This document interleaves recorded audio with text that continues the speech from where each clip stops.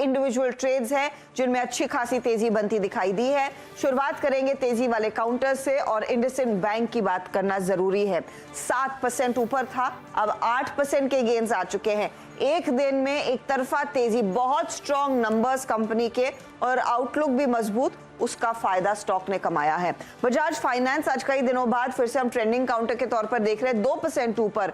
PVR जिसके हम अभी बात कर रहे थे, और टाटा कम्युनिकेशंस नंबर्स यहां पर भी अच्छे थे, स्टॉक भागा है, 8% तक के गेन्स देखने को मिले हैं। फटाफट देख लेते हैं अब दबाव कहां पर देखने को मिला है, कहां पर थोड़ी सी मुनाफा वसूली हो रही है।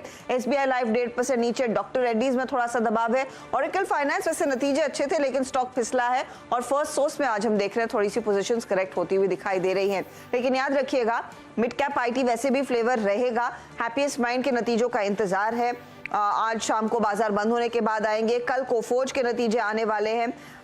इसके अलावा परसिस्टेंट, एम्फोसिस, से सारी कंपनियां हैं जिसके हम कल भी बात कर रहे थे, नतीजों का इंतजार दरअसल इन कंपनियों का आज चल रहा है, तो वहां से भी एक अपडेट लेकर आएंगे। रिजल्ट्स अब जोर पकड़ेंगे जरूर, उस सब पर हम बात करेंगे डिटेल में। कल भी देखिए रिलायंस इंडस्ट्रीज आएगा, जेएसडब्ल्यू स्टील आएगा, अल्ट्राटेक सीमेंट आएगा।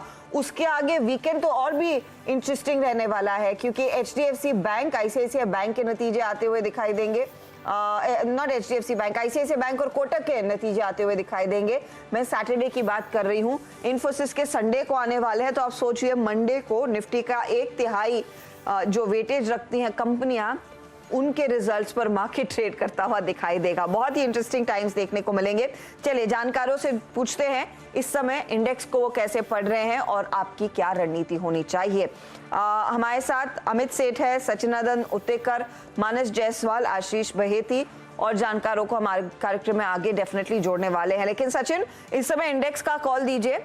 16,557 के लेवल्स पर 36 पॉइंट ऊपर, और निफ्टी बैंक भी फिर 200 पॉइंट की बढ़त दिखा रहा है। तो जो वीरू और मैं चर्चा कर रहे थे कि डिप का क्या फायदा उठाना चाहिए, उस डिप में लोगों ने पोजीशंस लेना शुरू की है एक बार फिर। Good afternoon Arshada, good afternoon Virendra ji. Clearly यहाँ पर जो बायस है ये पॉजिटिव ही रखना है। इनफैक्ट अगर हम दोनों इंडाइसेस को देखें तो यहाँ पर बैंक निफ्टी का अभी भी डेटा थोड़ा सा वन शेड बेटर है।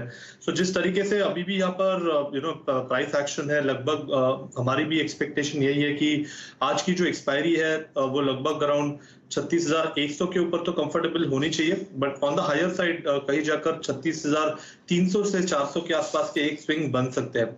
तो इंट्राडे ऑलरेडी एक स्विंग बना है, बट मुझे लग रहा है नेट पॉजिटिव ही क्लोजिंग ये एक्सपायरी होनी चाहिए, एंड 36,100 के नीचे की प्रोबेबिलिटी काफी लो लग रही है। तो यहाँ पर अभी भी खरीदारी करने के ही मौके ढूंढने हैं। जिस तरीके से यहाँ पर इंट्राडे का स्ट्रक्चर है, मुझे लग रहा है पिछले 15 मिनट में जो एक डिक्लाइन आई थी, वो डिक्लाइन को वापस काफी तेजी से इसने एनगल्फ कर लिया है, एंड लगभग जो अभी इमीडिएट स्विंग लो मिला है, मुझे लग रहा है उसी स्टॉप लॉस के साथ यहाँ पर फ्रेश लॉन्ग्स डिप्लॉय करने की सलाह होगी। तो 36,040 के स्टॉप लॉस के साथ यहाँ पर लॉन्ग पोजीशंस बनाने की सलाह होगी। ऑन द हायर साइड मुझे लग रहा है 36,320 से 380 के आसपास के स्विंग्स बन सकते हैं।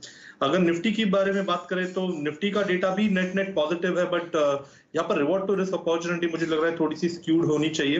एंड जिस तरीके से फिलहाल डेटा शेप अप हो रहा है, लगभग एक्सपायरी 16,600 के आसपास ही मुझे लग रहा है शेप अप होगी। तो बैंक निफ्टी में एक अच्छी अपॉर्चुनिटी बन सकती है at this current juncture rather than Nifty.